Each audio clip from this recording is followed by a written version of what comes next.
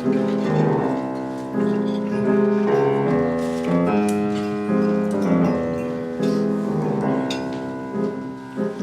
may remember, if you were here last week, I started with that, which is a piece by Liszt called Funeraria from what is Harmonie Poétique et Religieuse by Franz Liszt. This piece, what I neglected to tell you, is that it is dedicated to Frédéric Chopin. And it's dated October 1849, which is the month and year that Chopin died. They were friends, and Liszt had a great deal of respect for Chopin. And he actually, if you know this piece, I'm sorry. It's something like that. It's got a middle section that goes.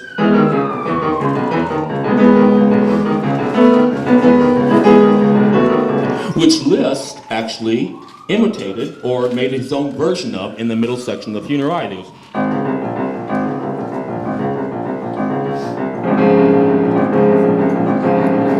So it could be said in a weird way that those pieces are together. They are certainly together. It's certainly of a piece in a certain sense, because one is dedicated to the other composer, and he uses even the structure of that piece as an inspiration. So you may recall that a few weeks back we had this wonderful a duo together. They did the Grieg Violin Sonata No. 2 here, and if you were here, it was a wonderful performance. So I was going to do something about pieces that go together, and about maybe major and minor in harmonic, harmonic minor of a major key, and how they fit together, and how a piece might wander between the two of them. And then I got this text today from this wonderful pianist who was here, saying that he was very impressed with Salon, and that he thought that they would like to come back and do more chamber music. And I said, how about tonight? because I thought this would be wonderful. And he said, well, couldn't pull all those people together necessarily tonight. And I said, but it can be solo piano.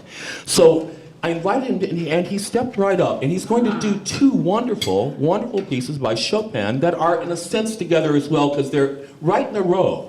It's the impromptu. There are four impromptus. You may know the fantasy impromptu. That's the one everyone knows.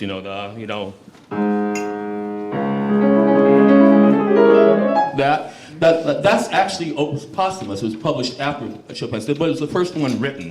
But of the three others, this is the last one in G flat.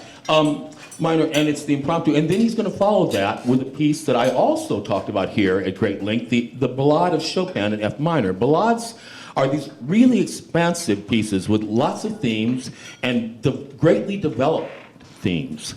So the themes, and if you know, one time I did this.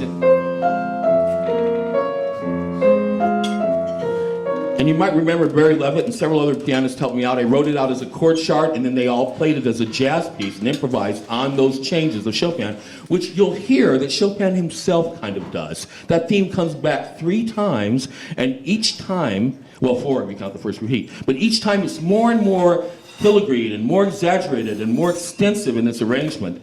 And this piece, I texted Markus, I said, I played the fourth ballade in college, but I said I'd have to practice for weeks to play the coda of this piece. It's really tough and wonderful. So I'd like to just tell you a little bit about Markus.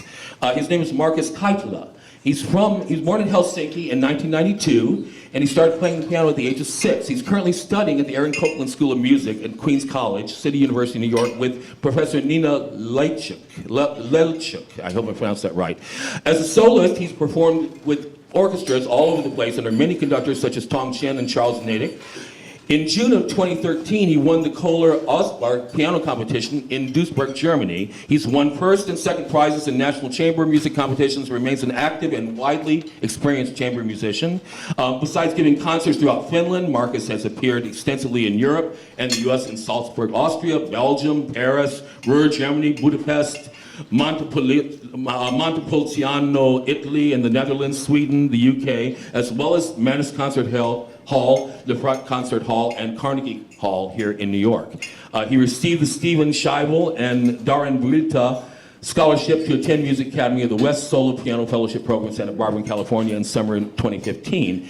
And the Westdeutsche Allgemeine Zeitung, which is a publication obviously, called him full of spirit, an exceptional pianist, a uniquely original hand, awareness of form and crystal clarity.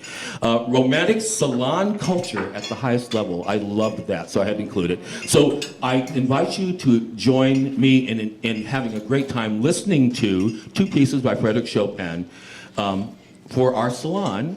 So please welcome the fantastic pianist from Finland, Markus Kaitila.